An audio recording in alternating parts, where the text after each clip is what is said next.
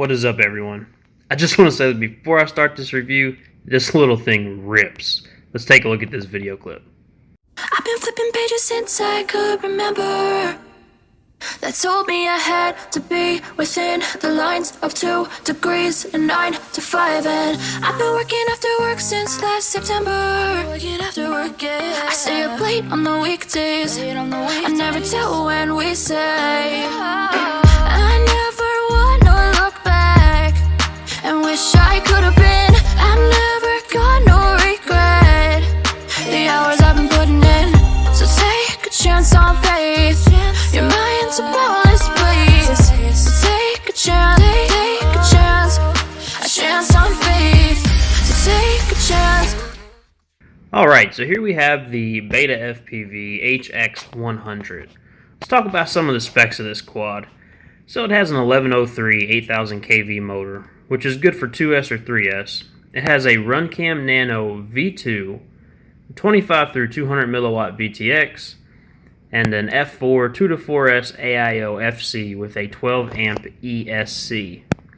So, I mean, right out of the box, this quad was looking pretty good, but I had to go in, put a little hydro dip on the frame, made it look a little better, making it look a little more appealing to the eye.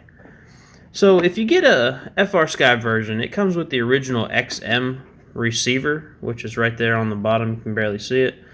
And I did have to put a zip tie around the frame, a small one, to secure it. But I mean, that's not a big deal. Not a big deal.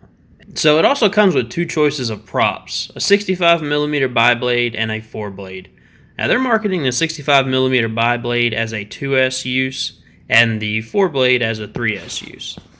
For me, I found that these Avan Rush props 2.5 inch works wonders when it comes to speed and control. They're also tough as nails when it comes to crashing. I mean, this little quad is so light. Out of all the crashing that I've done, I haven't even need to change a prop, which is amazing.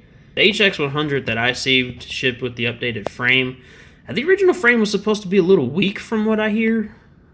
Not knowing that it was going to ship with the newer frame, I went ahead and picked up a couple of extra spare frames of the newer version. But I think I may have wasted my money because this frame is holding up quite well. Let's talk about some of the performance I'm getting out of it. Originally, the firmware on the FC that was shipped was Betaflight 353, which flew decent out the box, but there were some issues with overshooting as well as some bobbles. Now this was tested on the Avan props. The normal bi-blade's done fine. They just didn't have the control that I wanted in this little quad, the performance it didn't have. So I swapped out to these props. I later upgraded to 4.1.1, which is what I'm running now. I'll post a picture of my current tune on the screen. Just know that the values are high, and if you choose to use these values, you use them at their own risk. They might do something to your quad you don't want to happen.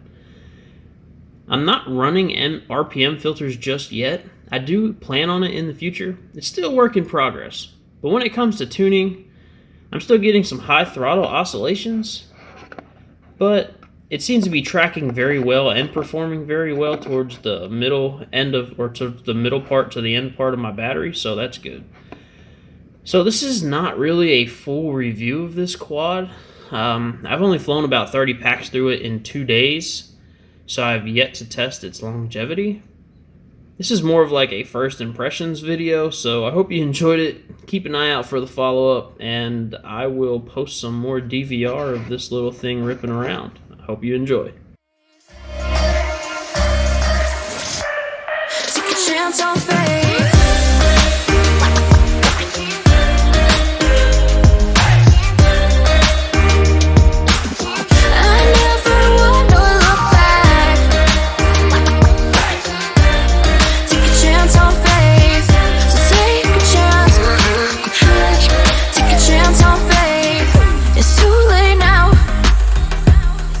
Something I never wanna say. I stand my ground. I need to be who I'm meant to be. Yeah, I don't see it any other way.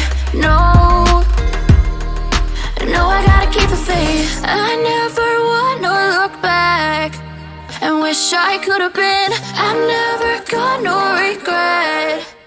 the hours I've been putting in. So take a chance on faith. Your mind's a boundless place. So take a chance, take a chance on faith. So take a chance, take a chance on faith. So take a chance.